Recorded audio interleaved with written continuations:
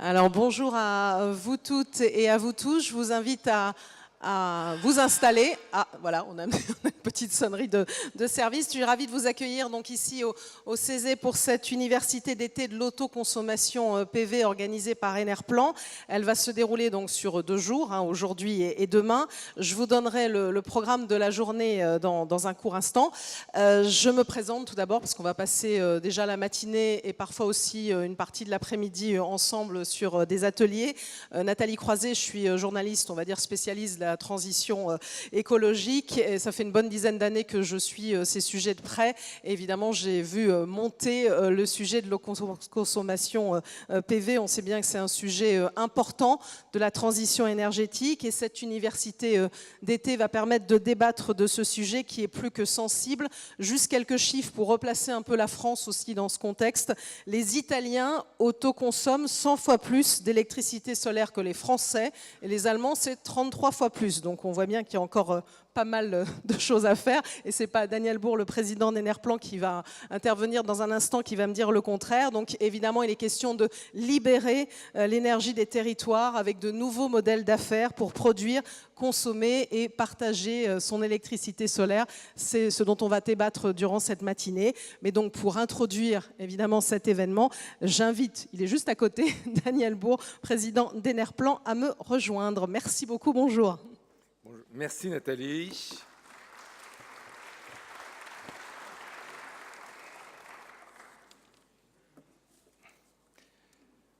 Mesdames et messieurs, mesdames les vice-présidentes des conseils régionaux, monsieur le président de l'ADEME, chers amis, écoutez, je suis vraiment heureux, bien sûr, de lancer les travaux et les débats que nous allons avoir sur l'autoconsommation. Votre nombre et le fait qu'elle dure sur 2 jours prouvent le succès, et tout au moins l'intérêt manifeste pour ce sujet-là. Je crois que c'est chaque année, on le dit, mais chaque année, il y a de plus en plus de monde, donc c'est quelque chose qui croît, au moins, je dirais, dans l'intérêt général. L'autoconsommation est bien évidemment un sujet majeur, c'est un sujet d'actualité, c'est un sujet qui concerne tous les Français. Quand on fait des sondages, on se rend compte que la plupart des Français, quelque part, espèrent un jour être capables de faire de l'autoconsommation. Donc, et c'est aussi un sujet qui est assez étonnant en France, c'est qu'il fait l'unanimité. J'ai jamais entendu quelqu'un contre l'autoconsommation. Alors, il y en a qui sont de temps en temps pour, mais qui font contre. Mais le fait est que j'ai jamais entendu quelqu'un nous dire non, l'autoconsommation est une connerie et ça ne se fera pas. Donc, il y a une reconnaissance absolue de ce phénomène-là. Pourtant, on l'a dit tout à l'heure, par rapport à l'année dernière, je vous disais, on s'attend à ce qu'il y ait un essor, ça y est, on sent que ça démarre, etc. Je reviens 1 an après. Et force est de constater que l'essor, il n'est pas vraiment là. En 1 an, il y a une petite progression, mais on ne peut pas dire que ça soit très sensible, même si à gauche, à droite, on voit un certain nombre d'actions, notamment au niveau du particulier. Et puis les chiffres, globalement, ils parlent d'eux-mêmes. On a entendu 100 fois par rapport à l'Italie. 1,5% de la consommation italienne se fait par de l'autoconsommation. 1,5%. C'est à peu près ce que fait le solaire en France. On est un petit peu plus, on doit être à 2%, mais juste pour montrer le chiffre. Les Allemands, ils sont à 0,5%. On regarderait du côté des Pays-Bas ou de la Belgique, on aurait aussi des chiffres très significatifs. Donc on se rend compte que nous sommes clairement en retard sur ce sujet de l'autoconsommation. Et pourtant, tout le monde est pour. Alors, si on regarde un peu, même si un peu plus ce qui se passe en France, on a, je crois, 28 000 installations. Je crois qu'il y a un atelier cet après-midi où Enedis pourra nous donner un certain nombre de chiffres précis, mais on est à 28 000 installations en France. On doit être à 20 000 l'année dernière, donc vous voyez pas quelque chose d'énorme. On ne mesure probablement pas les installations qui se font sans être déclarées. Ça, c'est peut-être un autre souci qu'on pourra connaître, mais il n'y a pas, je ne crois pas, il y a de statistiques précises dessus. Et l'autre caractéristique qu'il y a en France, c'est que ce sont que des petites installations qui font l'autoconsommation. manifestement, dès qu'on parle de l'autoconsommation pour les professionnels, le système en France est bloqué. Alors la vraie question, c'est de se dire pourquoi. Pourquoi? Parce que tout le monde est pour, il y a même des grands discours dessus, il y a eu beaucoup d'animations l'année dernière, il y a eu des colloques de la Creux, il y a eu les groupes de travail qui ont été faits avec Sébastien Lecornu sur le solaire, y compris sur l'autoconsommation. Il y avait des ateliers très particuliers dessus. Donc on devrait se dire, ça y est, tout devrait être ouvert. Le constat est non. Alors, il y a un constat qu'on fait tous et qui est connu, c'est que le prix de l'électricité, pour le particulier notamment, est sensiblement plus bas que dans les autres pays européens. Donc c'est assez logique que ça démarre un petit peu en retard par rapport à d'autres pays. Sauf que maintenant, le retard devient trop important pour s'arrêter là-dessus.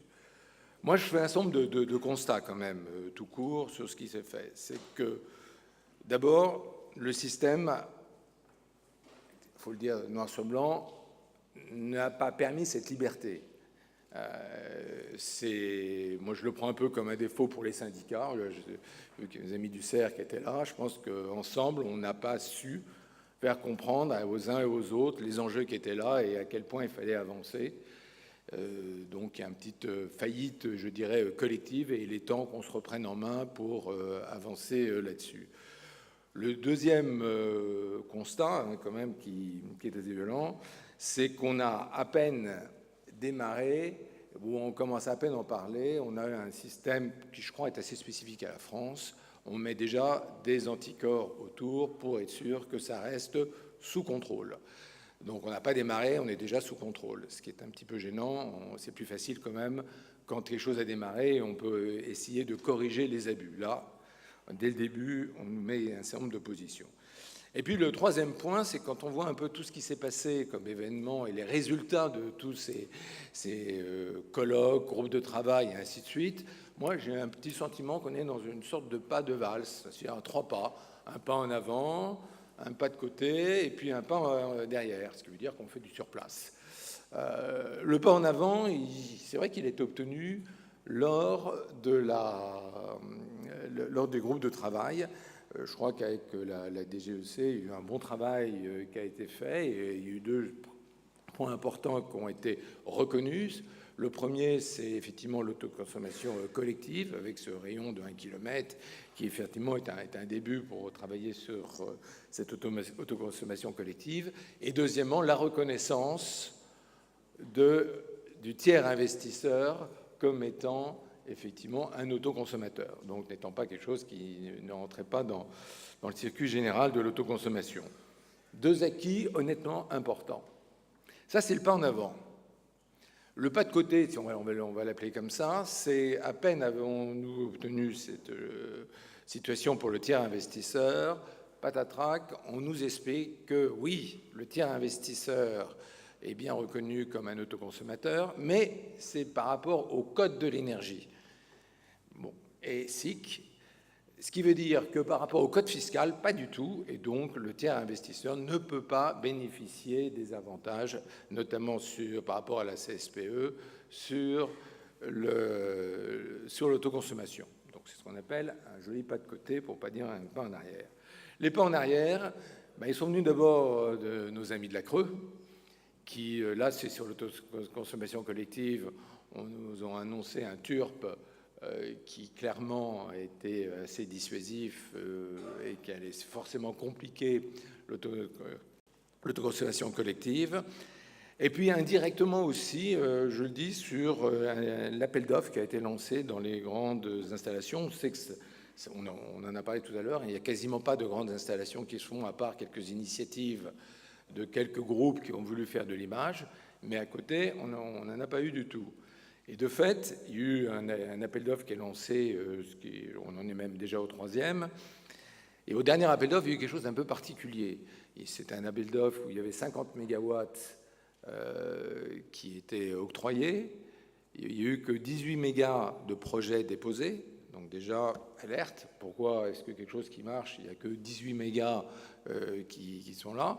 Et en fait, la réponse là-dessus, on peut déjà la donner, c'est qu'on commençait dans l'incertitude, et je pense que l'ensemble des professionnels, on s'est rendu compte que la situation n'était pas claire du tout sur la CSPE et que donc, par rapport aux appels d'offres précédents, où on était, par naïveté sans doute, on croyait qu'il n'y aurait jamais de CSPE, on découvrait que la CSPE serait probablement à payer, donc les prix ont monté. Mais le résultat, c'est que malgré le peu de candidats, on a décrété qu'il n'y avait que 2 mégas de projets lauréats, c'est-à-dire qu'on était dans un appel d'offres où il y avait un prix minimum, un prix maximum.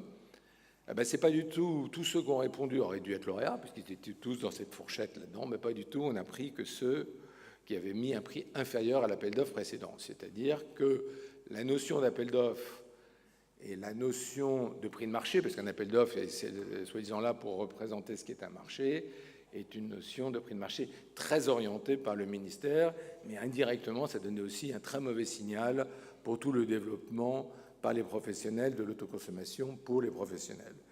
Donc c'est ce contexte-là dans lequel on est actuellement.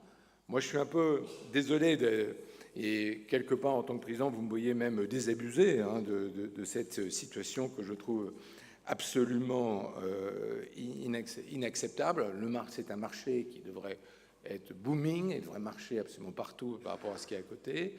Et le résultat est que nous ne sommes pas là du tout. Alors je pense qu'une des premières choses et une vraie demande qu'on fait là-dedans, clarifions, donnons à l'autoconsommation un vrai cadre, y compris au niveau fiscal, qu'on ait un tout, qu'on n'ait pas que l'aspect, je dirais, énergétique, mais qui ait aussi une vision complète, qu'on sache si on paye la CSPE, si on ne la paye pas, si on la paye, c'est jusqu'à quand, et qu'on garantisse à ceux qui se lancent, s'ils ne payent pas la CSPE, que l'année prochaine, ils ne vont pas la payer, qui est vraiment quelque chose qui soit clair, net, on en a besoin. Et là, je fais cette demande vraiment officiellement, et je pense qu'avec nos amis du CER, on fera une demande ensemble pour exiger d'avoir une réponse claire pour ce marché. Le deuxième point, par rapport à l'avenir, c'est sûr, et c'est un point important, pour pas que mon discours soit un petit peu démotivant pour vous tous. Il n'y a aucun doute que l'autoconsommation va se développer en France. Je vous le dis de manière absolument ferme en tant que professionnel, mais parmi vous tous, je pense qu'on en a tous cette intime conviction. Donc, tous vos travaux pendant 2 jours ont une grande utilité. Ceci étant, ce que je vous disais à côté, il y a une étape préalable qu'on doit franchir, et celle-là, elle est urgente d'avoir tous ces résultats. Quand je vous dis qu'on est désabusé, il faut bien comprendre pourquoi est-ce qu'on est un peu désabusé.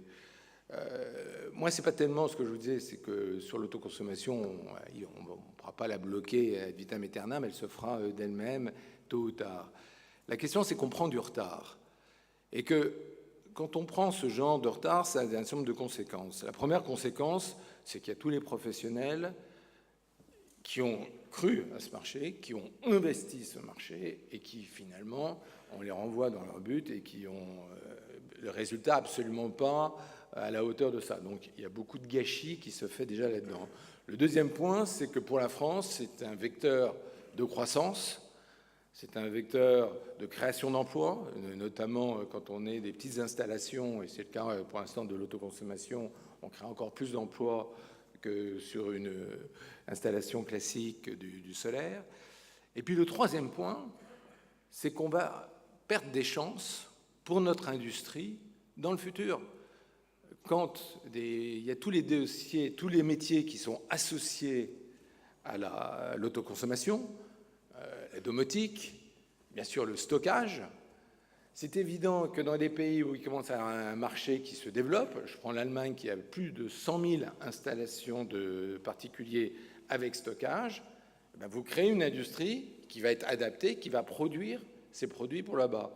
Qu'est-ce qui se passe actuellement? Vous allez à Intersolar, on y a tous été. C'est assez fascinant de voir qu'il y a un hall complet qui est exclusivement fait pour ces problèmes de domotique, pour ces problèmes de stockage. Et dans le stockage, il y avait une part du lion qui était réservée au stockage pour particuliers. Donc on est dans cette phase-là. On s'enlève des chances pour le futur. Et un jour ou l'autre, on va pleurer, on va dire pourquoi est-ce que l'industrie française n'est pas là pour satisfaire la demande, alors que ce sont les Allemands, les Américains et les Asiatiques qui sont là. On a une partie de la réponse, c'est que dès qu'on a un marché, on commence déjà par le couler. C'est sûr que pour les industriels, si son marché interne n'est pas là, c'est plus compliqué de démarrer tout de suite par de l'exportation, ce qui est à côté. Donc c'est vraiment, je pense qu'il y a un vrai enjeu derrière ça, et c'est pas uniquement un enjeu de dire ouais, ça va suivre, ne nous inquiétons pas, et puis etc. Non, il y a un enjeu aussi industriel qui est derrière là, et il ne faut pas avoir peur de le dire, on est en retard actuellement en France. Maintenant, moi, ce que j'espère, c'est que l'année prochaine, je reviendrai avec un grand sourire et qu'on se congratulera sur des nouveaux chiffres et qui seront absolument bien meilleurs, et j'en suis sûr, que ce que nous connaissons actuellement.